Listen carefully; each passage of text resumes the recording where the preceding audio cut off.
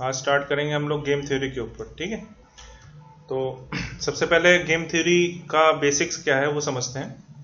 तो game theory is study of mathematical model और of strategic interaction among rational decision makers. ठीक, तो decision theory में जैसे हमने देखा था कि यू हैव टू डिसाइड कि क्या क्या हुआ क्या नहीं हुआ, मतलब उसके अकॉर्डिंग आपको एक डिसीजन लेना था। ठीक है, अकॉर्डिंग मतलब कोर्स ऑफ एक्शन में से आपको एक चॉइस चूज करनी थी। ठीक है, इसमें क्या है, गेम थ्योरी में सिंगल डिसीजन मेकर नहीं होता है।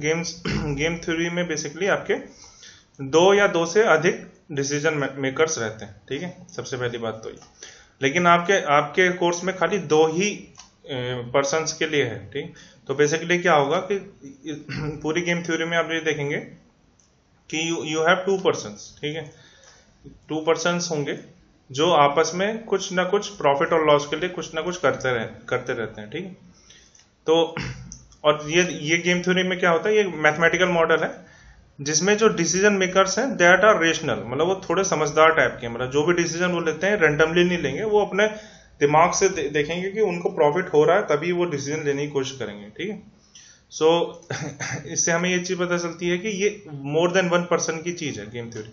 आपके सिलेबस में 2% के लिए। ठीक, और दोनों के दोनों ही बड़े रेशनल डिसीजन मेकर होंगे, कुछ भी ऐसा रेंडमली नहीं करेंगे। ठीक, दैट्स वाई ये डिसीजन अंडर कॉन्फ्लिक्ट वाली सिचुएशन है कि दो लोगों के बीच में कॉन्फ्लिक्ट है, उसको उसमें हर पर्सन जो है मैक्सिमम प्रॉफिट या अपने आप लॉस को कम से कम करने की कोशिश कर रहा है। ठीक है, अनसर्टेनिटी वाला केस है। नहीं नहीं थर्ड नहीं, केस उस है अनसर्टेनिटी का। अनसर्टेनिटी तो पढ़ा चुके ना। अनसर्टेनिटी हम लोग सबसे पहले पढ़े थे, उसका रिस्क है। अनसर्टेनिटी, रिस्क और सर्टेनिटी। सर्टेनिटी वाले में ट्रांसपोर्टेशन असाइनमेंट प्रॉब्लम्स आती हैं। ठीक है, अब जो हम लोग पढ़ रहे हैं वो है डिसीजन अंडर कॉन्फ्लिक्ट। ठीक है, मतलब दो लोगों के बीच में कॉन्फ्लिक्ट होगा, इन दैट केस ये जो गेम थ्योरी है वो तब आ रही है। ठीक है, मतलब इसमें जो दो लोग होंगे ये जरूरी है। अभी तक क्या हो रहा था कि आपको किसी एक पर्सन को चूज करना था कि कोर्स ऑफ एक्शन कौन सा चूज करें हम लोग। ठीक है, but here we have to और more than 2%, but in your syllabus we have only going to discuss only two person. ठीक है, आपके सिलेबस में खाली 2% के लिए, सबसे पहली बात तो ये। तो इसको ये थोड़ा सा अलग है, मतलब आपको ऐसा नहीं लगेगा आप डिसीजन थ्योरी में काम कर रहे हैं, बट ये डिसीजन थ्योरी के ही पैरामीटर के अंदर आता है। ठीक है, ये दोनों से ही अलग है। अनसर्टेन मतलब इसकी जो कैलकुलेशन है आप देखेंगे ये थोड़ी सी मतलब आपको डिफरेंट तरीके की लगेगी। ठीक, तो सबसे पहले उससे आगे बढ़ने से पहले हमें ये समझना है कि 2% जीरो सम गेम का क्या मतलब है। ठीक, तो इसमें आप ये देखिए, these games involve only two players। ठीक, दो 2% जीरो सम गेम से हमें ये चीज पता चल रही है कि हमारे पास 2% होंगे। ठीक, ये तो बात समझ में इजी है कि 2% की बात हो रही है यहाँ पे। तो वो ये 2% है, यू हैव प्लेयर 1, ठीक है, एंड प्लेयर 2। फिर से बताऊं कि आपके 2% होंगे, प्लेयर 1 एंड प्लेयर 2। ठीक है, और ये जो बॉक्स में आपको ये दिख रहा है ABCD, these are the profit for player A। ठीक है, और लॉस फॉर प्लेयर बी।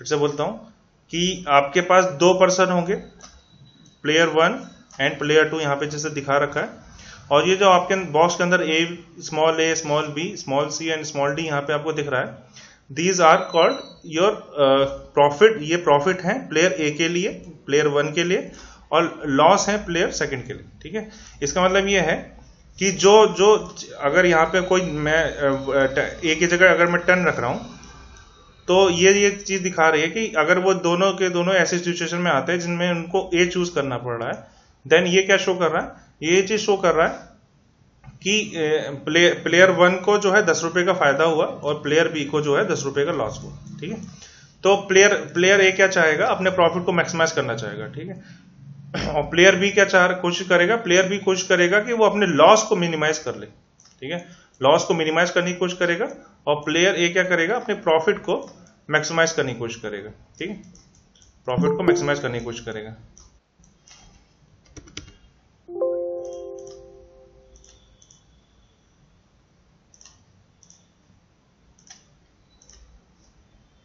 ठीक है,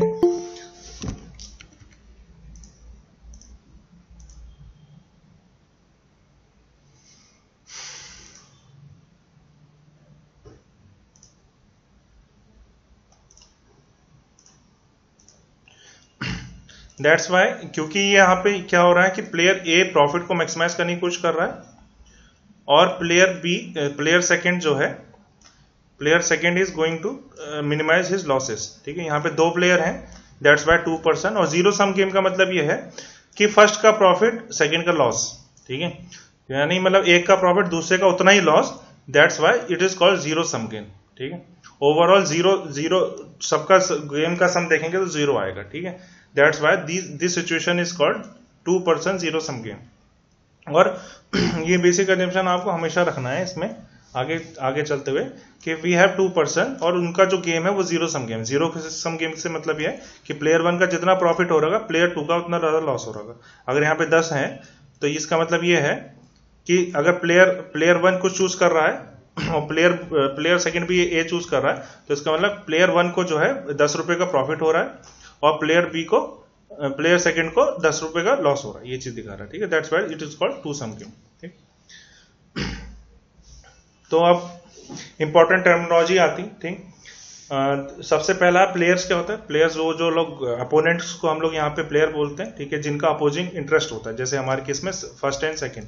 हमेशा ऐसे ही 99% केसेस में आपको ये दिखेगा कि यहाँ पे जो लेफ्ट साइड है उसके लिए प्रॉफिट मैट्रिक्स है और जो ये सेकंड प्लेयर है उसके लिए लॉस मैट्रिक्स है। ठीक है, क्योंकि वो लॉस को दिखा रही है। ठीक, तो ये दोनों का इंटरेस्ट कॉन्फ्लिक्ट कर रहा है, that's why this is the situation of decision making under conflict. तो अपोजिंग इंटरेस्ट होंगे दोनों प्लेयर्स। तो प्लेयर क्या है? एक अपोनेंट है। ठीक है, ये ग्रुप एक पर्सन भी हो सकता है इंडिविजुअल और एक ऑर्गेनाइजेशन भी हो सकता है। ठीक है, जो ये काम करें, यानी जो प्लेयर्स हैं वो एक पर्सन भी हो सकता है, सिंगल पर्सन भी हो सकता है, एक बड़ी ऑर्गेनाइजेशन भी हो सकती है। वैल्यू ऑफ द गेम से मतलब ये है कि जो सबसे एक्सपेक्टेड पे ऑफ जो मिलेगा प्लेयर वन को। अब देखिए, सपोज करिए, मैं एग्जांपल से समझाता हूं। आपके पास एक कॉइन है, उसमें हेड और टेल होता है। ठीक है, एक साइड में हेड होता है, दूसरी साइड में टेल होता है। प्लेयर वन ने कहा अगर हेड हेड आएगा तो उसको 1 रुपए मिलेंगे और प्लेयर बी ने कहा कि अगर हेड ट्रेल आता है, इन दैट केस उसको 1 रुपए मिलेंगे। ठीक है, इससे मैट्रिक्स कैसे बनेगी इस तरीके से देखते हैं।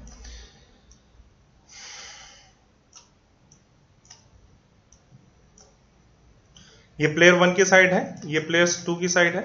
ठीक है, अगर हेड हेड आया, इन दैट केस ये हेड दिखा रहा हूं यहां पे, हेड टेल, ये क्या हो सकता है? और हेड टेल आ सकते हैं। ठीक है, इन दैट केस दो कॉइन्स हैं आपके पास, आपने दोनों उछाले, तो अगर हेड हेड आया तो उसमें देखा कि अगर हेड हेड आया तो 1 रुपए मिला।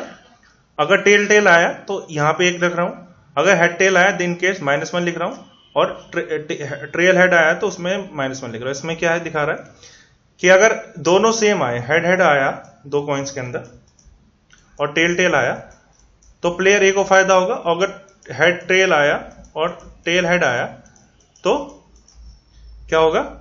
सेकंड पर्सन को फायदा होगा। दैट्स वाई यहां पे -1 लिखा है, क्योंकि हम लोग गेम किसके हिसाब से खेलते हैं? प्लेयर वन के हिसाब से। जब ये जो मैट्रिक्स है इसमें जो पॉजिटिव वैल्यू है वो ये शो कर रही है कि प्लेयर वन का फायदा हो रहा है, और ये जो नेगेटिव साइन दिखा रहे हैं वो क्या दिखा रहे हैं? इसमें ये लॉस दिखा रहे हैं प्लेयर वन को और सेकंड का प्रॉफिट दिखा रहे हैं। ठीक, तो हेड हेड आएगा तो प्लेयर वन को फायदा हो रहा है। तो इसकी प्रोबेबिलिटी क्या है? अगर मैं पूछूं कि प्लेयर वन के आने, अगर आप बहुत बार इस गेम को खेलें तो ये प्रोबेबिलिटी क्या होंगी इसकी? अगर मैं P1 और P2 देखूं इसमें, तो प्रोबेबिलिटी हाफ हाफ की होगी। मतलब ये समझ में आता है कि हेड हेड और हेड टेल आने की प्रोबेबिलिटी 1/2 है, 1/2 है। सिमिलरली यहाँ पे Q1 और Q2 से अगर मैं प्लेयर 2 की प्रोबेबिलिटीज दिखा रहा हूँ, इन दैट केस ये भी 1/2 और 1/2 होंगे। ठीक है, मतलब हाफ हाफ प्रोबेबिलिटीज हैं सबकी। तो इस गेम में तो बड़ा सिंपल है कि आपके पास हर प्रोबेबिलिटी हाफ हाफ है। ठीक, तो ऐसी सिचुएशन आ सकती है कि जब उन दोनों प्लेयर्स को चूज करना पड़े कि हमारी जो सिचुएशन है, मतलब इसमें सबसे बेस्ट डिसीजन क्या होगा। क्योंकि जैसे ही यहाँ पे अगर मैं मैट्रिक्स फिर से बनाऊं, अगर यहाँ पे हेड हेड आ गया, इन दैट केस हेड टेल आया यहाँ पे, हेड टेल, ये ठीक है, सिंपल हो गया। हेड हेड आया तो प्लेयर वन को फायदा होगा, यहाँ पे 1 वाले के लिए लिख रहा हूं और यहाँ पे सेकंड वाले के लिए लिख रहा हूं। ठीक है, तो हेड हेड आया तो तब भी फायदा होगा, टेल टेल आया तब भी फायदा होगा प्लेयर वन को। ठीक, इन दिस सिचुएशन तुरंत क्या होने वाला है? कोई आया क्या? इन दिस सिचुएशन क्या क्या हो रहा है, इन दिस सिचुएशन क्या हो रहा है, जब हेड हेड आएगा, जैसे ही हेड हेड आएगा तो प्लेयर 1 को प्रॉफिट होने लग जाएगा, तो प्लेयर 2 क्या कोशिश करेगा कि वो ऐसा ना करे, तो वो अपनी हेड को जो है टेल की तरफ को शिफ्ट कोशिश करेगा कि उसको टेल मिले, ठीक है। तो अपनी स्ट्रेटेजी चेंज कर सकता है वो, तो यहाँ पे -1 आ जाएगा। अब ये थोड़े टाइम बाद ये 1 क्या कोशिश करेगा कि इसको ऐसा ना करे, तो वो क्या करेगा कि वो दोनों को ट्रेल करने की कोशिश करेगा, तो उसको प्रॉफिट होने लग जाएगा। जब ये दोनों के दोनों हेड टेल आ जाएंगे, फिर से इसको सेकंड को प्रॉफिट होगा, तो दोनों आपस में कॉन्फ्लिक्ट में। ये वाली सिचुएशन में तो प्रोबेबिलिटी 1/2 है, लेकिन ऐसे जरूरी नहीं कि हमेशा प्रोबेबिलिटी 1/2 हो, ठीक है। तो वैल्यू ऑफ गेम का मतलब ये है कि जो एक्सपेक्टेड पे ऑफ है, जब एवरेज लेके जब सबसे ऑप्टिमम वैल्यू जो मिलती है, उसको हम लोग वैल्यू ऑफ द गेम बोलते हैं, ठीक है। तो आपको क्या क्या चीजें निकालनी होती है, एक तो ये प्रोबेबिलिटीज निकालनी होती है, P1 P2 जो भी जितने भी स्ट्रेटेजीज होंगे, और साथ में Q1 Q2, ठीक है। आपको घबराने की जरूरत नहीं है इसमें, ये सारी चीजें दोबारा से आएंगी, ठीक। तो वैल्यू ऑफ द गेम, और हमें क्या निकालना पड़ेगा, वैल्यू ऑफ द गेम। ये सारी चीजें आपको निकालनी होती है इस गेम थ्योरी के अंदर, ठीक। पे ऑफ मैट्रिक्स, ये जो मैट्रिक्स बनी हुई है इसको हम लोग पे ऑफ मैट्रिक्स बोलते हैं, जिसमें प्लेयर 1 का प्रॉफिट लिखा होता है, सेकंड प्लेयर का लॉस लिखा होता है, ठीक है। इसके अलावा गेम क्या है, गेम एक कॉम्पिटिटिव सिचुएशन है, ठीक है, जिसकी प्रॉपर्टीज क्या क्या है, ये इंपॉर्टेंट है। प्रॉपर्टीज ये है कि इसमें फाइनाइट नंबर ऑफ पार्टिसिपेंट हो, ऐसा नहीं कि आप इनफाइनाइट नंबर ऑफ प्लेयर्स रखें। हमारे केस में हम लोग 2 के बारे में स्टडी करेंगे, ठीक है। इसके अलावा फाइनाइट नंबर ऑफ स्ट्रेटेजी जो हमने हेड टेल वाली सिचुएशन रखी है, जिससे इस वाले केस में हम जब बात कर रहे हैं,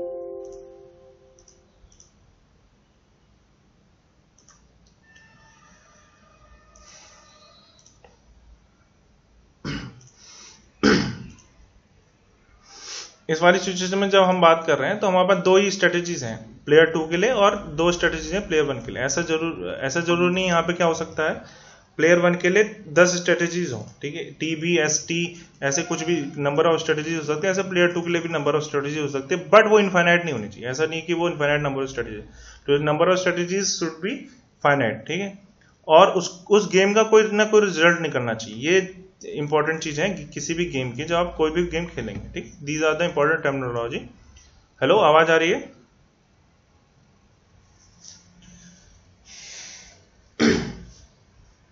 यस सर, साउंड आ रहा है। ठीक, अब हम समझते हैं, देखिए अब हम बात करेंगे स्ट्रेटेजीज की, ठीक। स्ट्रेटेजी जिसको हम लोग कोर्स ऑफ एक्शन जो हम लोग चूज कर रहे थे, तो इसमें 2 तरह की स्ट्रेटेजी होती है, एक होती है प्योर स्ट्रेटेजी और दूसरी होती है मिक्स स्ट्रेटेजी। इसके बेसिस पे जो भी हमारे क्वेश्चन होते हैं, या तो वो प्योर स्ट्रेटेजी के क्वेश्चन होंगे, या तो मिक्स स्ट्रेटेजी के क्वेश्चन होंगे, ठीक है। ये it is the predetermined rule by which each player decide his course of action from the list available to him, ठीक। तो आगे वही प्योर स्ट्रेटेजी में क्या होता है, प्योर स्ट्रेटेजी में क्या होगा कि player adopt a single strategy, ठीक है। ये कब होगा, ये तब होगा जब इस चीज को, मतलब आपको अगर नहीं समझ में आ जाए, टेंशन लेने की बात नहीं है, हम लोग इस चीज को फिर से एक बार डिस्कस कर लेंगे थोड़ी देर में। तो क्या होता है कि सपोज करें यहाँ पे स्ट्रेटेजी 1 है, स्ट्रेटेजी 2 है, 1 2, ठीक, ऐसे दो सिचुएशन है। ये प्योर स्ट्रेटेजी तब होगी जब प्लेयर 1 और प्लेयर 2 है हमारे पास। प्लेयर 1 है, उसकी कोई स्ट्रेटेजी, सपोज करें सेकंड वाली की प्रोबेबिलिटी जो है, P2 की probability is going to be 1, और सपोज करिए सेकंड वाले की Q1 की प्रोबेबिलिटी 1 हो गई, ठीक है। जब प्रोबेबिलिटीज 1 हो गई, तो बाकी सारी प्रोबेबिलिटी P1, क्योंकि यह P1 क्या कहते हैं, P1 P2 है यहाँ पे, और यहाँ पे Q1 Q2 है स्ट्रेटेजीज। इसके बाद तो ये Q1 Q2 क्या दिखा रहा है, प्रोबेबिलिटीज दिखा रहा है कि वो पहली वाली स्ट्रेटेजीज को चूज करने का Q1 प्रोबेबिलिटी है सेकंड वाले प्लेयर के लिए। सिमिलरली सेकंड वाली स्ट्रेटेजी को चूज करने की प्रोबेबिलिटी है Q2। ऐसे प्लेयर 1 के लिए P1 इज द प्रोबेबिलिटी कि वो पहली वाली स्ट्रेटेजी चूज करे, P2 इज द प्रोबेबिलिटी कि वो सेकंड वाली स्ट्रेटेजी चूज करे। ऐसे P3 भी हो सकता है, ऐसे कोई बड़ी बात नहीं, ठीक।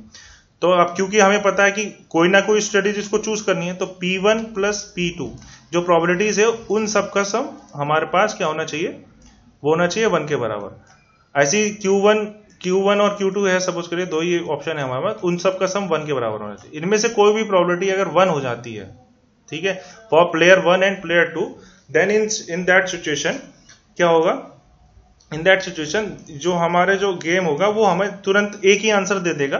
That's why player drop a single strategy, मतलब एक ही स्ट्रेटेजी से उनका काम चल जाएगा, ठीक है। वो मतलब चेंज नहीं करेंगे, क्यों, क्योंकि वो उनके पास प्रोबेबिलिटी आ गई है। Q1 अगर यहाँ पे 1 आ गया है और P1 हमारे पास 1 आ चुका है, सपोज करिए, इन दैट सेज P2 पे 0 जाएगा, तो सेकंड स्ट्रेटेजी पे जाएगा नहीं प्लेयर 1, और सिमिलरली जो सेकंड प्लेयर है वो Q2 पे नहीं जाएगा, ठीक है, क्योंकि बाकी सबकी प्रोबेबिलिटी 0 है। ये जो ऐसी सिचुएशन होती है उसको बोलते हैं प्योर स्ट्रेटेजीज, ठीक है, ये सिंपल होते हैं निकालने के लिए। इसके अलावा अगर ये चेंज करते रहे, अगर सपोज करिए यहाँ पे 1/2 की है और यहाँ पे P2 की प्रोबेबिलिटी 1/2 है, ऐसे ही सिमिलरली Q1 की प्रोबेबिलिटी 1/2 है और Q2 की प्रोबेबिलिटी 1/2 है, तो वो थोड़ी देर इस वाले को Q1 वाले पे रहेगा, फिर Q2 वाले पे रहेगा प्लेयर सेकंड।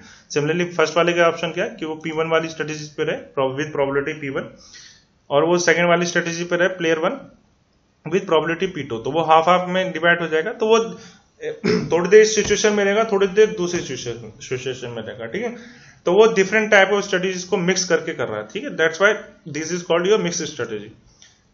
तो प्योर स्ट्रेटेजी सबसे पहले हम ये देखेंगे कि प्योर स्ट्रेटेजी को कैसे सॉल्व करते हैं, उसके बाद हम लोगों का क्वेश्चन जो प्योर स्ट्रेटेजी से नहीं सॉल्व हो पाते हैं उसको हम लोग मिक्स स्ट्रेटेजी से सॉल्व करने की कोशिश करेंगे। अभी तक जितना भी डिस्कशन करा है उसमें आपको एक चीज बिल्कुल समझ में आ जानी चाहिए कि हमारे पास एक तरह की पे ऑफ मैट्रिक्स होनी चाहिए, ठीक है, जिसमें नंबर ऑफ ऑप्शंस हो सकते हैं, जरूरी नंबर ऑफ ऑप्शन 2 ही हो, 3 कितने भी हो सकते हैं, बट वो इनफाइनाइट नहीं होना चाहिए, ठीक है। तो ये बी प्लेयर ए बी कुछ भी रख सकते हैं, मैं ए बी प्लेयर रख दे रहा हूं यहाँ पे, और इसके पास फर्स्ट तरीका है, उसके बाद सेकंड तरीका है चूज करने के लिए, इसके बाद सपोज करिए स्मॉल ए स्मॉल बी और स्मॉल सी डिसीजन के लिए है, और इन सब की प्रोबेबिलिटी होगी इसके साथ में, ठीक है, कि वो कितने देर तक रहेगा, तो that's Y P1 and P2, और इसके अलावा ये बी के लिए Q1 Q2 और Q3। अभी तक जितनी बातें बताई उसमें आपको एक चीज समझ में आनी चाहिए, हमारे पास 2 प्लेयर्स होंगे, वो समझ में आ गया। हमारे पास नंबर ऑफ स्ट्रेटेजी हो सकती है फॉर प्लेयर ए, जैसे इस वाले केस में 2 स्ट्रेटेजी दिखाई है, ऐसे बी के लिए हो सकती है नंबर ऑफ स्ट्रेटेजी, जरूरी नहीं है कि 2 हो, 2 या 2 से ज्यादा होनी चाहिए, तो in this case we have shown it by ABC, और जिनकी प्रोबेबिलिटी Q1 Q2 और Q3 है, ठीक, ये चीज समझ में आ गई।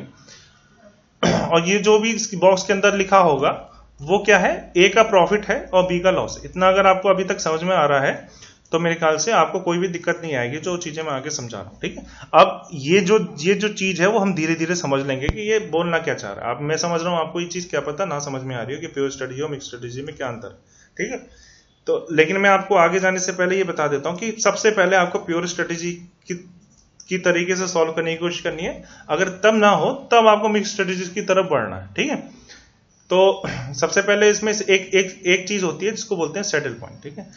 तो उसमें क्या होता है, saddle point is an equilibrium point in the theory of game, ये इक्विलिब्रियम पॉइंट होता है थ्योरी ऑफ गेम, ये जरूरी नहीं है आपको मिले, लेकिन आपको सबसे पहले, क्योंकि आप ये कोशिश करेंगे कि सबसे पहले क्वेश्चन को हम लोग प्योर स्ट्रेटेजीज के क्वेश्चन की तरह सॉल्व करें, तब जाके मिक्स स्ट्रेटेजी की तरह के सॉल्व करेंगे। तो प्योर स्ट्रेटेजी में आपको एक पॉइंट निकालना पड़ता है जिसको हम लोग बोलते हैं सैडल पॉइंट।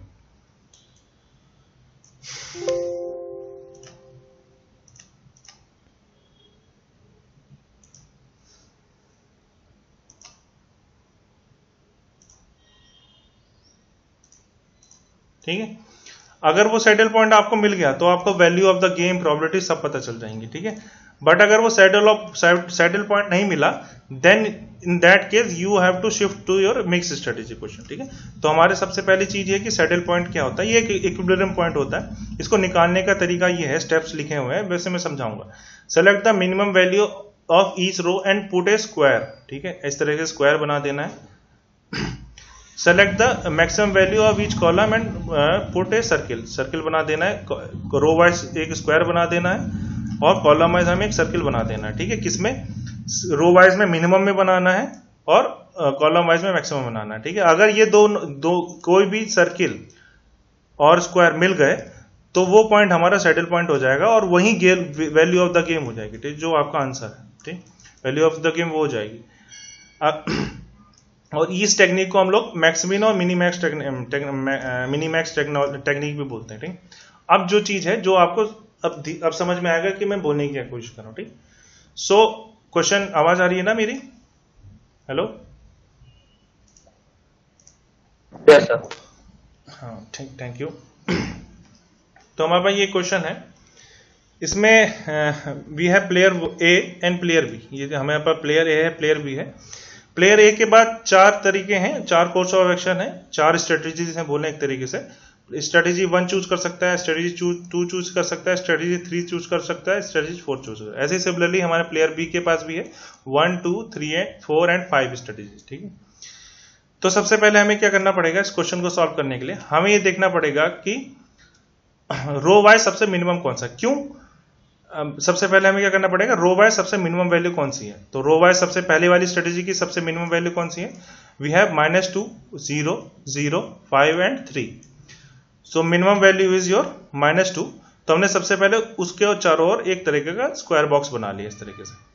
ठीक, स्क्वायर बॉक्स बना लिया। सिमिलरली हम सेकंड वाले की तरफ जाएंगे, मिनिमम वैल्यू को देखना है प्लेयर ए के लिए। ठीक है, तो सेकंड वाले में मिनिमम वैल्यू कौन सी है, वी हैव ऑप्शन 3, 2, 1, 2 एंड 2। ठीक है, तो इनमें से सबसे छोटा कौन सा है, दैट इज 1। तो हमने यहाँ पे एक स्क्वायर बॉक्स बना लिया इसके तरफ। ऐसे थर्ड के लिए क्या है, -4 है, -3 है, 0 है, -2 है और 6 है। तो यहाँ पे सबसे स्मॉलेस्ट कौन सा है, -4 है, that's why we have make an square box. ठीक, इसके अलावा फोर्थ वाले में 5, 3, -4, 2, 1, -6 है, तो हमने -6 में स्क्वायर बना लिया। ठीक, अब हमें प्लेयर, ये हमने कैसा गेम खेला, हमने गेम खेला प्लेयर ए के हिसाब से। ठीक, अब हम गेम खेलेंगे प्लेयर बी के हिसाब से। ठीक है, तो आप कॉलम वाइज देखेंगे। तो इस वाले के लिए कॉलम के लिए हम लोग अगर पहले वाले कॉलम के लिए देखें, वी हैव ऑप्शन -2, 3, 4 एंड 5। तो इसमें मैक्सिमम वैल्यू कौन सी है, पहले ए के लिए हम लोग क्या कर रहे थे, मिनिमम वैल्यू को चूज कर रहे थे, बी के लिए हमें क्या चूज करना पड़ेगा, मैक्सिमम वैल्यू चूज करना पड़ेगा। वही यहाँ से लिखे, select the minimum value of each row and put a square. ठीक है, रो में स्क्वायर पुट करना है मिनिमम वैल्यू के करस्पॉन्डिंग, और सर्किल पुट करना है कॉलम में मैक्सिमम वैल्यू के करस्पॉन्डिंग। तो हम लोग प्लेयर ए के हिसाब से कर चुके हैं, सारे रोज में देख चुके हैं। हम प्लेयर बी के हिसाब से सारे कॉलम में देखेंगे। ठीक है, तो कॉलम में अगर आप देखें तो पहले वाला ऑप्शन में है आपका -2 है, 3 है, -4 है और 5 है। ठीक है, in this situation maximum value कौन सी है, योर मैक्सिमम वैल्यू इज 5। तो मैं इसके चारों ओर एक सर्किल बना दे रहा हूं इस तरीके से। ठीक है, स्क्वायर टाइप के बन रहा है, इस सर्किल बना दिया। सेकंड वाले प्लेयर बी की सेकंड स्ट्रेटेजी के लिए मैक्सिमम वैल्यू कौन सी है, विच इज योर 3। तो मैं उसके चारों ओर एक सर्किल बना दे रहा हूँ। ठीक, तो मैंने एक सर्किल बना दिया। ऐसे प्लेयर 3 के लिए मैंने सबसे छोटा क्या कहते हैं, सबसे बड़ा कौन सा है, वी हैव 0, 1, 0 और -4। तो मैंने ये जो है 1 इज योर हाईएस्ट वैल्यू, तो मैंने इसके चारों ओर एक सर्किल बना दिया। ऐसी फोर्थ के लिए अगर देखें तो मैक्सिमम वैल्यू कौन सी है आपके पास, तो मैक्सिमम वैल्यू इज 5, 2, -2 और 2 में सबसे मैक्सिमम वैल्यू इज 5। तो that's why I have made a circle here. इसके अलावा फिफ्थ वाले में देखिए अगर हम, तो हमारे पास वैल्यू है 3, 2, 6 और -6। तो इसमें 6 is the highest value, that's why we made a circle here. ठीक है, तो आप एक चीज देखेंगे कि यहां पे खाली ये वाला जो पॉइंट है, जो 1 है, इसमें स्क्वायर बॉक्स भी आया है और सर्किल भी आया है। ठीक है, तो ये हमारा एक सैडल पॉइंट हो गया। मतलब जब स्क्वायर और सर्किल आपके मिल जाए तो हमें क्या मिलेगा, एक सैडल पॉइंट मिलेगा।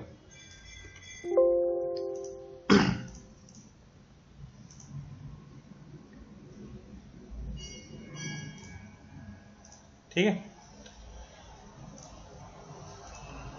तो इन दिस केस, तो ये जब हमें से सैडल पॉइंट मिल गया, तो हमारा जैसे ही सैडल पॉइंट मिला तो हमारा इसका मतलब है कि हमारा सोल्यूशन मिल गया। सोल्यूशन क्या होगा, प्लेयर ए कौन सी स्ट्रेटेजी चूज करेगा, player A is going to choose strategy number 2। ठीक है, प्लेयर ए के लिए सेकंड। क्यों, ऐसा क्यों करा, क्योंकि 1 जो है वो सेकंड वाले में पड़ रहा है। ठीक है, जो हमारा जो स्क्वायर और सर्किल जो हुआ था दोनों के दोनों, उसमें सैडल पॉइंट जो हमारा आया वो प्लेयर 1 के लिए सेकंड वाले ऑप्शन में आया। तो that's why the player 2 A is going to select the second strategy. ऐसे प्लेयर बी कौन सी स्ट्रेटेजी चूज करेगा, player B is going to select जो आपका जो सैडल पॉइंट आया उसी में, तो आपके पास जो सैडल पॉइंट आया वो थर्ड वाले प्लेयर की स्ट्रेटेजी में आया। तो that's why player B is going to select the third strategy. ठीक है, सैडल पॉइंट आपको मिला है, तो सैडल पॉइंट जब मिलेगा तो जो सैडल पॉइंट की वैल्यू होगी that is the value of the game.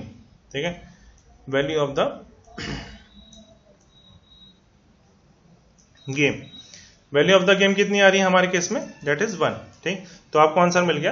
तो आंसर क्या होगा, player is going to select strategy number 2, player B is going to select strategy number 3 and value of the game which is your saddle point, it is 1।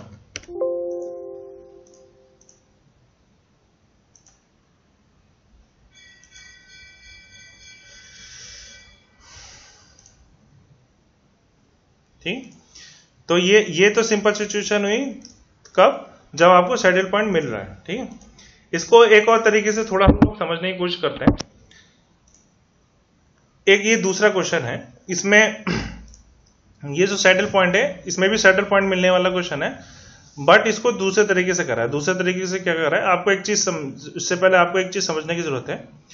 Player ए क्या चाहता है, player ए चाहता है कि उसके प्रॉफिट को मैक्सिमाइज हो, मतलब जो यहाँ पे लेफ्ट साइड में रहेगा वो दैट इज गोइंग, उसके लिए प्रॉफिट मैट्रिक्स है, जो अपर साइड में है उसके लिए लॉस मैट्रिक्स है, ठीक। तो प्लेयर ए क्या चाहेगा कि ये यहाँ पे जो वैल्यूज है वो मैक्सिमम से मैक्सिमम हो, ठीक है। बट उसको रोकेगा कौन, वो कोई भी अब चूज करने के लिए तो प्लेयर ए क्या चूज करे, इसमें सबसे मैक्सिमम वैल्यू 35 या सॉरी 40 है, तो उसको चूज करने की कोशिश करेगा। बट उसको रोकेगा कौन, प्लेयर बी रोकेगा। प्लेयर बी क्या करेगा, अपनी स्ट्रेटेजी को चेंज कर देगा, वो V1 से हटा के किसी दूसरी स्ट्रेटेजी पे चला जाएगा, ठीक। तो इसका मतलब यह है कि प्लेयर ए तो अपने प्रॉफिट को मैक्सिमाइज करना चाह रहा है, बट उसको रोक रहा कौन है, प्लेयर बी, ठीक है। तो इस तरह से समझे कि प्लेयर ए जो है हमारे पास, लिख लीजिए चाहे इसको, बहुत इंपॉर्टेंट चीज है ये, जो बहुत ही ज्यादा काम आएगी आपको आगे अगर आप इस चीज को समझते हैं तो। प्लेयर ए की स्ट्रेटेजी क्या रहेगी, मैक्समिन वाली रहेगी। मैक्समिन से मेरा मतलब यह है कि वो क्या करना चाह रहा है, मिनिमाइज करना चाह रहा है, सॉरी मैक्सिमाइज करना चाह रहा है अपने मिनिमम लॉस को, ठीक है। जो प्लेयर ए की स्ट्रेटेजी कौन सी रहेगी, प्लेयर ए की स्ट्रेटेजी रहेगी मैक्समिन वाली, ठीक है। फिर से बोल दे रहा हूं, लिख लीजिए चाहे इसको, बहुत इंपॉर्टेंट है।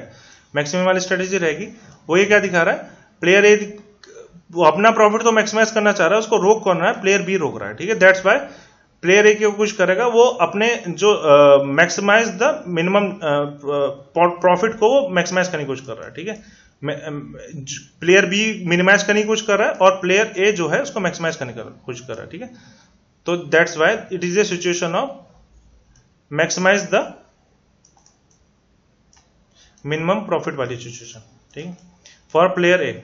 सिमिलरली प्लेयर बी के लिए क्या रहेगा, प्लेयर बी के लिए रहेगा, प्लेयर बी क्या कुछ करेगा, अपने लॉस को कम से कम करने की कोशिश करेगा। वो लॉस कब कम होगा, जहां पे छोटी वैल्यू रहेगी, लेकिन उसको रोक कौन रहा है, प्लेयर ए रोकेगा, ठीक है। तो यहां पे ये जो प्लेयर बी की स्ट्रेटेजी कौन सी रहेगी, मिनीमैक्स वाली रहेगी, ठीक है। जो मैक्सिमम लॉस है उसको मिनिमाइज करने की कोशिश कौन करेगा, आपका प्लेयर बी करेगा, ठीक है। तो प्लेयर ए की स्ट्रेटेजी कौन सी है, मैक्समिन वाली, ये लिख लीजिए, बहुत इंपॉर्टेंट है। और प्लेयर बी की स्ट्रेटेजी कौन सी है आपकी, ये बहुत बार काम आएगा, फिर से बता दे रहा हूं, मिनीमैक्स वाली है, ठीक। तो उस तरह से हम लोग अगर सोचें, प्लेयर ए के लिए कौन सा है, मैक्समिन वाली है, ठीक है। तो मैक्समिन वाली कुछ सिचुएशन में क्या होता है, वो अपने को सबसे पहले जब मैं मैक्स प्लेयर ए के हिसाब से सोच रहे हैं हम लोग अभी, तो जब मैक्स मिन लिख रहा हूं मैं, तो मुझे सबसे पहले मिनिमम वैल्यू चूज करनी पड़ेगी, उसको मैक्सिमाइज करना पड़ेगा, ठीक है। तो अब प्लेयर ए के लिए देख लेते हैं हम लोग। प्लेयर ए के लिए ऑप्शन है 30, 15, 12 और 35। इसमें से मिनिमम वैल्यू कौन सी है, योर मिनिमम वैल्यू इज 12, तो मैंने यहां पे बाहर पे ऐसे 12 लिख लिया, ठीक है। नेक्स्ट वाले में 25, 14, 8 और 10, इनमें से सबसे मिनिमम वैल्यू कौन सी है, योर मिनिमम वैल्यू इज 8, तो मैंने उसको यहां पे 8 लिख लिया, ठीक है। सिमिलरली नेक्स्ट ऑप्शन इज 42, 10 और 5, तो इसमें जो मिनिमम वैल्यू है दैट इज 2, तो मैंने उसको बाहर पे इस तरह से लिख लिया। और नेक्स्ट इज -5, 4, 11 और 0, इनमें से जो मिनिमम वैल्यू है that is -5, that's why I have written -5 here, ठीक है।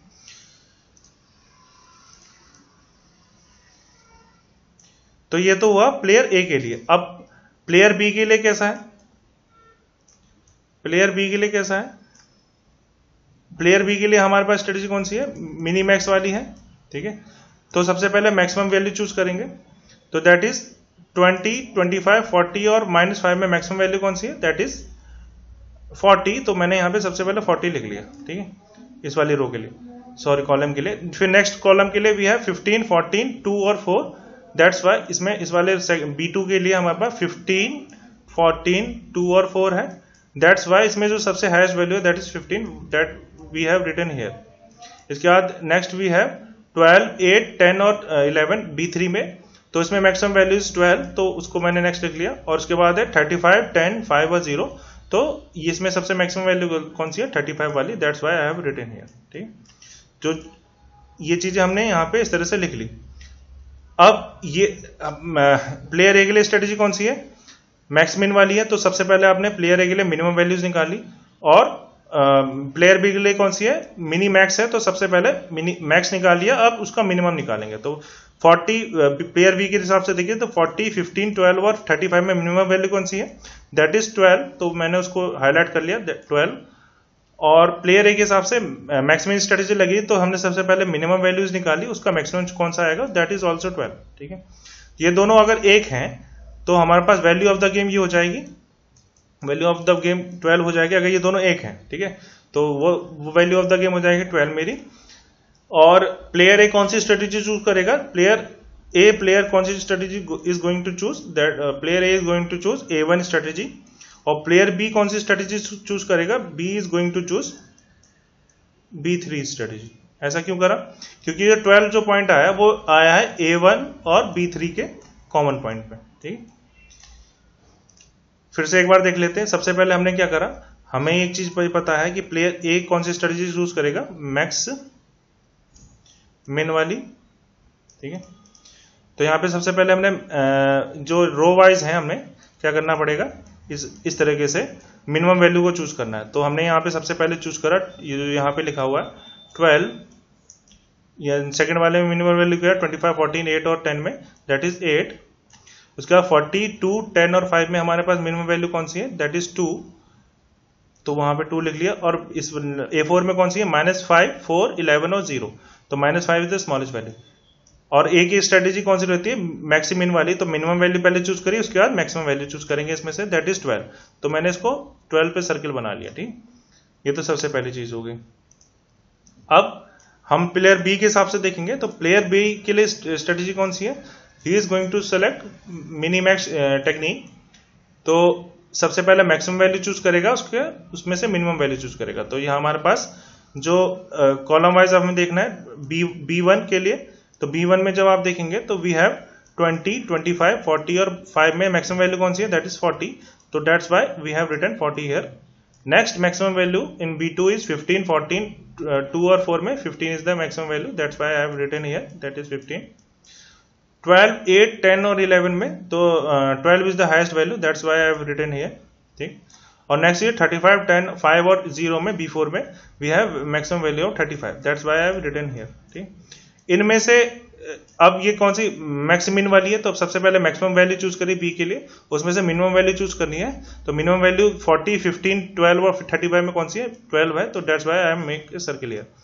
ये दोनों के दोनों अगर एक हैं, ठीक है, ये वाला 12 भी इसकी वजह से आ रहा है, ठीक, और ये वाला 12 भी सेम पॉइंट की वजह से आ रहा है, तो हम ये बोलेंगे कि अगर वो दोनों पॉइंट सेम है तो हमें क्या मिलेगा, दैट इज ए, हम उसको बोलेंगे सैडल पॉइंट। ठीक, हमने उसको बोला एक सैडल पॉइंट, और सैडल पॉइंट अगर आपको मिल गया वो बराबर होगा वैल्यू ऑफ द गेम के। तो हमारे केस में वैल्यू ऑफ द गेम कितना हो जाएगा, दैट इज 12। सबसे पहली बात तो ये है कि value of the game is 12, क्यों, क्योंकि वो सैडल पॉइंट पे आ रहा है। ठीक, अब दूसरी बात ये आती है कि A1 कौन सी स्ट्रेटेजी चूज करेगा, जो 12 आया है वो कौन से A1 के कौन सी स्ट्रेटेजी के लिए करस्पॉन्डिंग है, वो स्ट्रेटेजी A के A1 के करस्पॉन्डिंग है। सडनली B के लिए कौन से 12 जो आया है कॉमन पॉइंट, वो कौन सी स्ट्रेटेजी के करस्पॉन्डिंग है, दैट इज ये 12 जो आया है वो करस्पॉन्डिंग है B3 के। तो A1 is going, sorry, A is going to choose the A1 strategy and B is going to choose the B3 strategy. ठीक है, ये क्या दिखा रहा है, ये जो कॉमन पॉइंट आया है हमारे पास 12, ये क्या दिखा रहा है, B3 के लिए सबसे ऑप्टिमम वैल्यू दिखा रहा है और A1 के लिए भी सबसे ऑप्टिमम वैल्यू दिखा रहा है। ठीक है, इस वजह से वो एक कॉमन पॉइंट पे आ गए, that is called your saddle point. ठीक है, और अगर आपको सैडल पॉइंट अगर किसी क्वेश्चन में मिल जा रहा है, तो अगर आंसर मिल गया है तो value of the game is the saddle point value which is in this case 12, और वो स्ट्रेटेजी आपको रो और कॉलम से सीधे सीधे वैसे की वैसे मिल जाएगी। ठीक है, अब अगर इस केस में ये बोले कि प्लेयर ए जो है A1 स्ट्रेटेजी को कितनी प्रोबेबिलिटी से देखेगा, A2 को कितनी प्रोबेबिलिटी देगा, A3 को कितनी प्रोबेबिलिटी देगा, A4 को कितनी प्रोबेबिलिटी देगा, सिमिलरली B1, B2, B3 और B4 को कितनी, प्लेयर B कितनी प्रोबेबिलिटी देगा। तो अगर मैं इसको P1, P2 से दिखाऊं तो A1 का रिस्पॉन्डिंग P1 प्रोबेबिलिटी है A को चूज करने की, तो वो 1 हो जाएगी, क्यों, वो हमेशा उसी पॉइंट पे रहने वाला है। ठीक है, सिमिलरली P2 की वैल्यू कितनी होगी, अगर P1 की वैल्यू 1 है तो बाकी सारी वैल्यू P2, P3 की वैल्यू 0 हो जाएंगी। ठीक है, P4 की वैल्यू सारी की 0 0 हो जाएंगी। क्यों? क्योंकि इन सबका सम बराबर 1 आना चाहिए, प्रोबेबिलिटी की वैल्यू 1 होती है। सिमिलरली यहाँ पे Q1 की वैल्यू कितनी आएगी, that is going to be 0। Q2 की वैल्यू कितनी आएगी, that is also going to be 0। Q3 की वैल्यू कितनी आएगी, Q3 की वैल्यू कितनी आएगी, that is going to be 1। 1 क्यों आई, क्योंकि वो B3 ने 12 वाला पॉइंट चूज करा है। ऐसे ही B4 की वैल्यू कितनी आएगी, उसके करस्पॉन्डिंग प्रोबेबिलिटी कितनी आएगी, Q4 अगर मैं दिखाऊं उसको, तो that is going to be 0। ठीक है, क्योंकि उसने इन दैट केस Q3 को 1 रख दिया। 1 क्यों रख दिया, क्योंकि उसको सैडल पॉइंट मिल गया। ठीक, तो ये जो सिचुएशन है, this is the case of pure strategy. आप समझ में आ रहा होगा कि प्योर स्ट्रेटेजी से मेरा मतलब क्या है, कि वो एक ही ऑप्शन को वो चूज करेगा। That's why this is called your pure strategy situation. और ये प्योर स्ट्रेटेजी वाली सिचुएशन कब आएगी, जब आपको सैडल पॉइंट मिलेगा। ठीक है, और वो सिर्फ दोनों के दोनों एक ही स्ट्रेटेजी पे कॉम्प्रोमाइज कर लेंगे। ठीक है, मतलब एक ही भी सिर्फ इन दिस केस अगर मैं पूछूं आपसे इस वाले क्वेश्चन में कि ए की कौन सी स्ट्रेटेजी है, वो A1 स्ट्रेटेजी है, बाकी सब के अलावा बाकी सबकी प्रोबेबिलिटी 0 है। तो ए की A1 स्ट्रेटेजी होगी, और बी की कौन सी होगी, बी की B3 होगी। ठीक है, जैसे हमने अभी देखा था। तो ये जो सिचुएशन है, this is the situation of pure strategy. ये कब आएगा, जब आपका सैडल पॉइंट आएगा। सैडल पॉइंट अगर आपको मिल गया तो that is going to be equal to your value of the game, और उस इन दैट केस किसी ना किसी उसकी प्रोबेबिलिटी आपको 1 के अराउंड मिलेगी। ठीक है, जैसे इस वाले केस में P1 की वैल्यू 1 हो गई थी हमारी, बाकी सबकी 0 हो जाएगी, P2 P3 P4 की। और इस वाले केस में Q3 की वैल्यू हमारे पास 1 आई थी, और Q1 Q2 Q3 और Q4 की वैल्यू 0 हो जाएगी। ठीक, तो इस तरीके से आपको क्वेश्चन सॉल्व करना है। चाहे तो आप ये डब्बा बना के कर लीजिए। ठीक है, बट ये कॉन्सेप्चुअली ये इस तरीके से करना है। ठीक है, प्लेयर ए क्या कुछ कर रहा है, player is going to use, फिर से बता दे रहा हूं, मैक्स मिन स्ट्रेटेजी यूज करेगा, और प्लेयर बी कौन सी करेगा, मिनी मैक्स वाली स्ट्रेटेजी को यूज करेगा। ठीक है, maximize the minimum profit for player A, and player B is going to be minimize the maximum loss. ठीक, ये इसकी प्लेयर बी की स्ट्रेटेजी रहेगी। तो ये चीज समझ में आई। हेलो, किसी को कोई कंफ्यूजन है इसमें?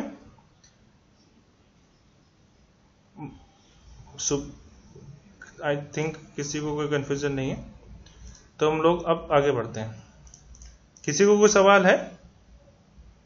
राजन, चलो ठीक है, फिर हम लोग आगे बढ़ते हैं। तो हमें ये चीज समझ में आई कि प्योर स्ट्रेटेजी वाले क्वेश्चन में सैडल पॉइंट मिलेगा, उसको किस तरीके से निकालना है वो समझ ले। चाहे तो आप ये वाले रूल से निकाल लीजिए, अगर रूल से अच्छा आप इस चीज को समझ लें कि कौन सी स्ट्रेटेजी किस लिए।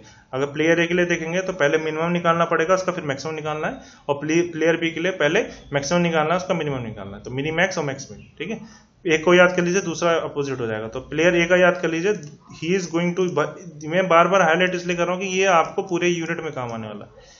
प्लेयर ए के लिए is going, the strategy is maximum strategy. ठीक है, इसको थोड़ा सा याद कर लीजिए। अब इसके बाद आता है डोमिनेंस रूल।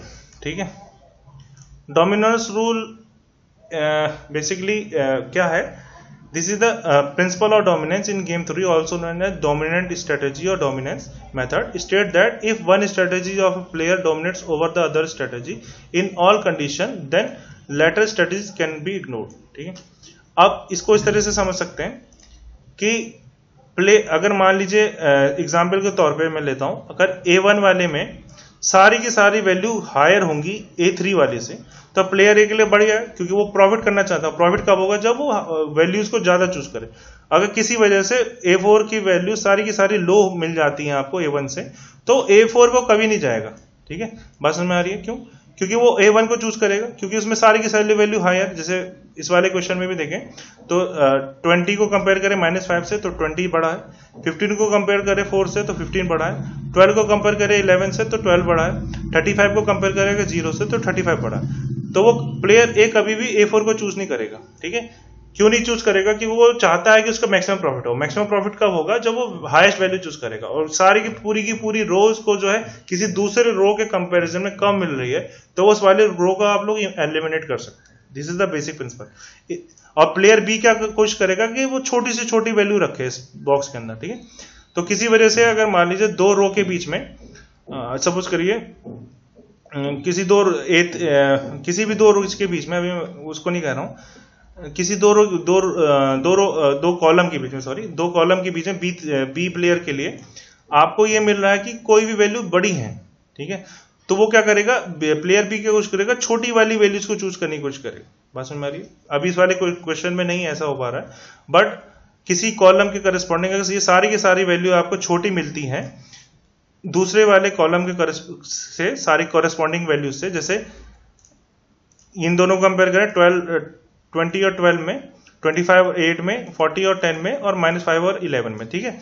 तो अब इस वाले केस में क्या है, मिक्स्ड आ रहा है, बट अगर ऐसी सिचुएशन कुछ इस तरह से बने कि सारी की पूरी कॉलम किसी दूसरी कॉलम से आकर छोटी है, तो बी क्या चाह रहा है कि वो ए को कम से कम प्रॉफिट देगा, ए को कम से कम प्रॉफिट कब मिलेगा, जिसमें वैल्यूज छोटी होंगी, ठीक है, तो वो छोटी वैल्यूज को चूज करने की कोशिश करेगा। तो अगर दो कॉलम में आप कंपेयर करें और कोई कॉलम जो है वैल्यूज उनकी छोटी मिले आपको, तो उस वाले कॉलम को चूज कर लेगा और दूसरे वाले को कट कर देगा, ठीक है।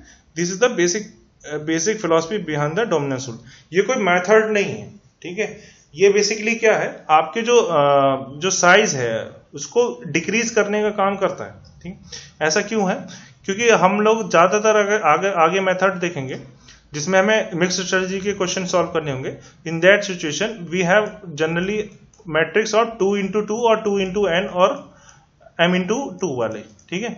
इस तरह की सिचुएशन बनेगी जहां पे आपके पास 2 into 2, 2 into n और m into 2 वाले मेथड पे ही हमारे जो है क्वेश्चन सॉल्व, ज्यादातर मेथड्स वर्क करते हैं, ठीक है। तो हमें क्या करना पड़ेगा, एक बड़ी सी मैट्रिक्स को छोटी मैट्रिक्स में कन्वर्ट करना पड़ेगा। वो कैसे करेंगे, बाय यूजिंग डोमिनेंस रूल, कि एक रो दूसरी रो पे कैसे जो है हावी हो जाती है, और सिमिलरली एक कॉलम दूसरी कॉलम पे कैसे हावी हो जाता है, वो चीज समझनी है, ठीक है। मैं चाहता हूं आप इसको 2 मिनट पढ़ें, उसके बाद हम लोग 5 मिनट बाद इसको फिर से देखेंगे। आप थोड़ा पढ़ लीजिए ताकि आपको ये सिचुएशन समझ में आ जाए।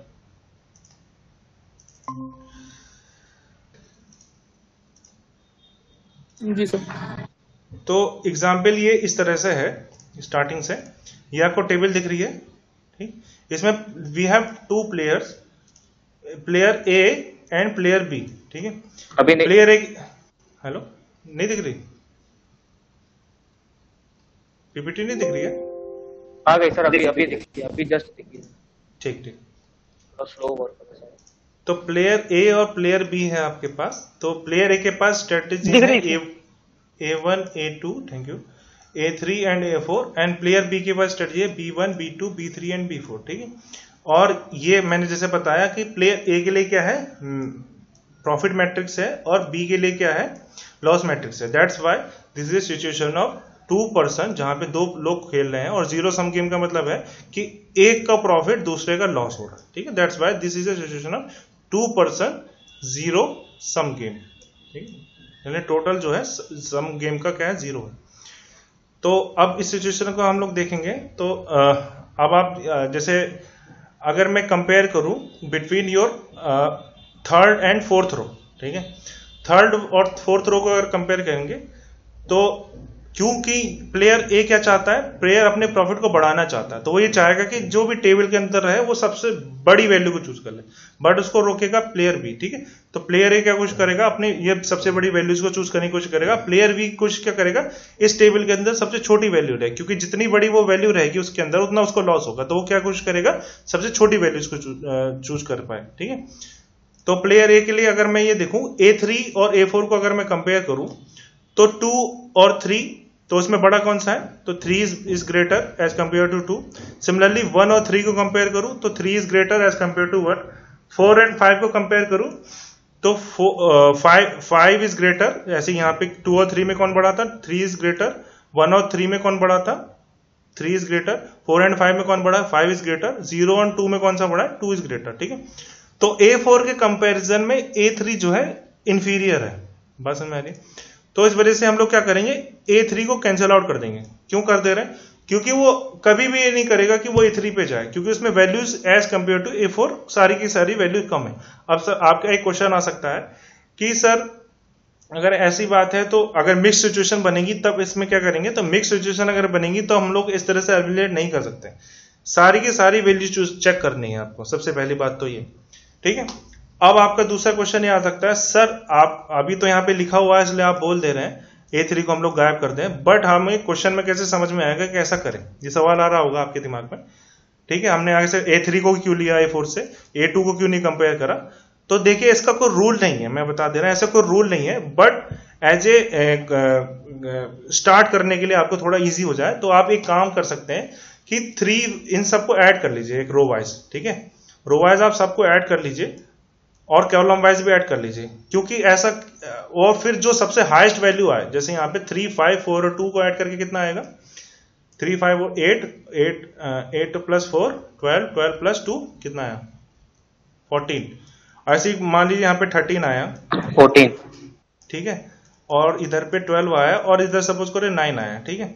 मैं एग्जाम्पल ले रहा हूं, अभी एडिशन नहीं करा मैंने, तो यहाँ पे 14, 13 और 12 और 9 आया, ठीक है। आपको अगर स्टार्ट करना है, आपको कंफ्यूजन हो रही है, तो ऐसा कोई रूल नहीं है, लेकिन मैं आपको बता रहा हूं, ऐसा कर सकते हैं कि आप A1 और A4 को कंपेयर करना पहले स्टार्ट करिए, ठीक है। ऐसा क्यों कह रहा हूं मैं, ऐसा इसलिए कह रहा हूं कि क्योंकि इन सबका सम बड़ा है A1 का, और सबसे छोटे वाले को, सबसे बड़े वाले और सबसे छोटे वाले को कंपेयर करेंगे, तो ऐसा चांसेस है कि आपको सबसे पहला मिल जाए वो।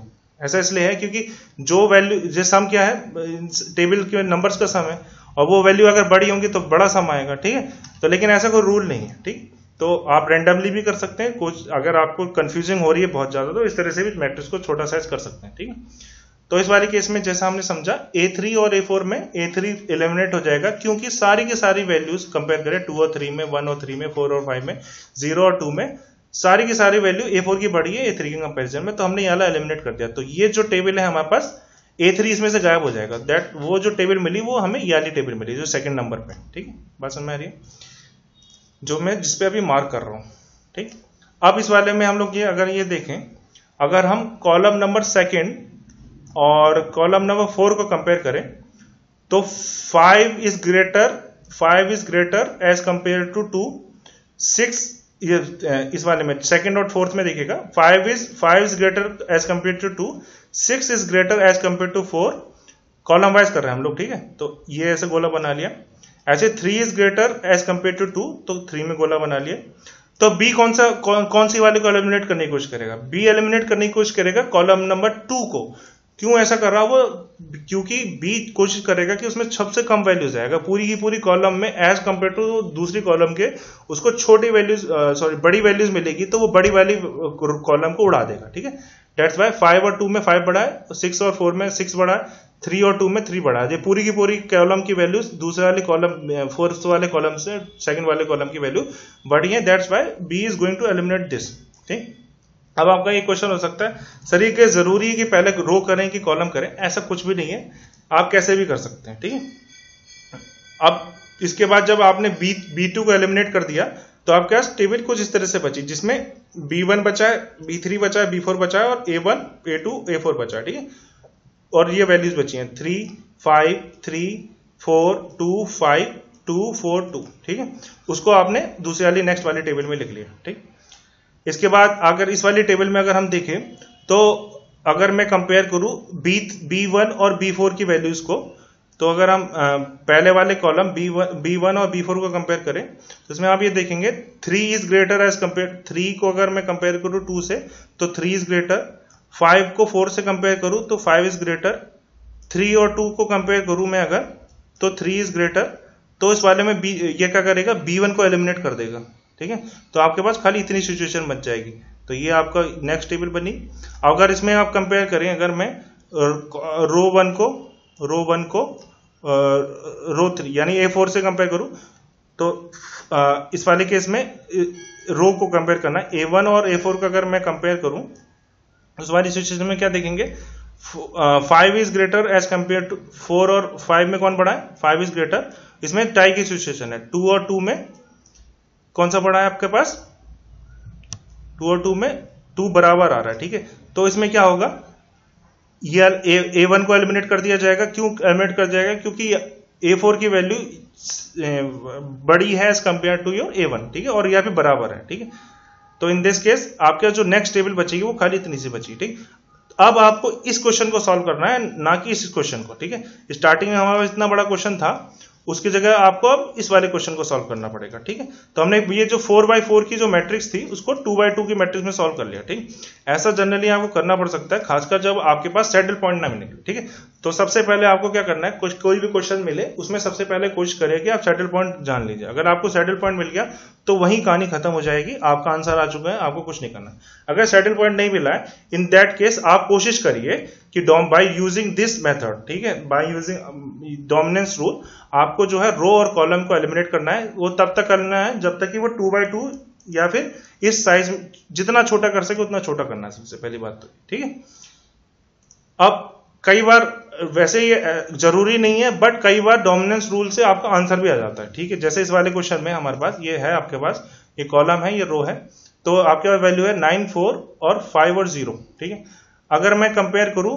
बिटवीन 9, 5, 4, 0 में, तो इसमें जो है बी जो कॉलम है, जो एक ए प्लेयर ए है और ये प्लेयर बी है, in this case 5 is smaller as compare to 9, 4 is 0 is smaller as compare to 4। तो इस वाले केस में रो वाइज कर रहे हैं तो ये वाला एलिमिनेट हो जाएगा। ठीक है, सिमिलरली कॉलम वाइज देखेंगे तो 9 और 4 में अगर मैं ये चीज देखूं तो 9 is greater as compare to 4, तो बी कॉलम वाइज हम कर रहे हैं तो डेट्स वाई वो ग्रेटर वैल्यू को हटा देगा, तो इसमें खाली एक वैल्यू बची, तो आपका ये आंसर हो जाएगा। 4 is your value of the game. Strategy कौन सी चूज होगी, player B is going to choose the small B strategy and player A is going to choose the small A strategy. ठीक है, इस तरह से कई बार ऐसा होता है कि डोमिनेंस मेथड लगा के आपका आंसर मिल जाए, ऐसा कोई जरूरी नहीं है। बट आपको एक चीज समझने की जरूरत है कि डोमिनेंस रूल के थ्रू आप बेसिकली करना क्या चाहते हैं, आप ये करना चाहते हैं कि मैट्रिक्स का साइज छोटे से छोटा कर दें। ठीक, तो आई थिंक इसके बाद हम लोगों को ये चीज पढ़ना है कि जब सैडल पॉइंट नहीं मिलता है, इन दैट केस हमारे पास मिक्स स्ट्रेटेजी का क्वेश्चन आएगा। जब मिक्स स्ट्रेटेजी का क्वेश्चन आएगा तो we have these number of methods. ठीक है, जिनमें से हम लोग ये 4 मेथड को पढ़ेंगे, जिनमें से आपके सिलेबस में जो है जो लिखा है वो है that is algebraic method, graphical method और लीनियर मेथड। ये आपके सिलेबस में लिखी हैं। इसके अलावा ये कुछ मेथड्स होती हैं जिनके थ्रू मिक्स स्ट्रेटेजी के क्वेश्चन सॉल्व होते हैं। तो अर्थमेटिक इजी है, दैट्स व्हाई मैंने इसको उसमें पढ़ाने के लिए डाल दिया। ठीक है, तो इसको हम लोग आई थिंक कल करेंगे। कोई सवाल है तो पूछ सकते हैं मुझसे, कोई भी कंफ्यूजन है छोटी से छोटी। मैं एक बार पीपीटी दिखा देता हूं। सबसे पहले हमने गेम थ्योरी के बारे में पढ़ा। ठीक है, उसके बाद हमने 2% जीरो सम गेम के मतलब को समझा कि 2% यानी 2% होगा। जीरो सम गेम का मतलब ए का प्रॉफिट दूसरे का लॉस। ठीक, इंपॉर्टेंट टर्मिनोलॉजी समझी। उसके बाद हमने स्ट्रेटेजी देखी कितने तरह की होती है। हमारे पास 2 स्ट्रेटेजी होती है, प्योर स्ट्रेटेजी होती है, मिक्स स्ट्रेटेजी होती है। प्योर स्ट्रेटेजी के अंदर वो खाली एक स्ट्रेटेजी को चूज करके बैठ जाते हैं दोनों के दोनों। But in case of mix strategy वो जो है डिफरेंट स्ट्रेटेजीज को प्रोबेबिलिटीज के साथ में, डिफरेंट प्रोबेबिलिटीज के साथ में खेलते हैं। ठीक है, जिसको आगे जिनके मेथड्स को अगले लेक्चर में हम लोग को कल देखना है। ठीक, इसके बाद हमने समझा कि सैडल पॉइंट क्या होता है। ठीक है, ये एक इक्विलिब्रियम पॉइंट होता है बिटवीन बोथ दिस प्लेयर। और उसके अलावा हमने ये देखा कि सैडल पॉइंट को निकालते कैसे हैं। उसके लिए हमने 2 मेथड से सीखा, या तो आप स्क्वायर और सर्किल बनाने के थ्रू कर सकते हैं, बट ये बहुत ही बेसिक है। ठीक, लेकिन आपको एक चीज समझ में आना चाहिए, जो दूसरा मेथड है उसमें जो हमारे पास प्लेयर ए है वो मैक्समिन स्ट्रेटेजी को यूज करेगा और player B is going to use minimax strategy. ये चीज बिल्कुल समझ में आनी चाहिए, बहुत जरूरी है, क्योंकि ये जो है बेस है आगे का। इसके बाद है हमारे पास, हमने थोड़ा समझा डोमिनेंस रूल कैसे काम करता है। ठीक, तो इसके अलावा इसमें इन सब में किसी को कोई क्वेश्चन है क्या?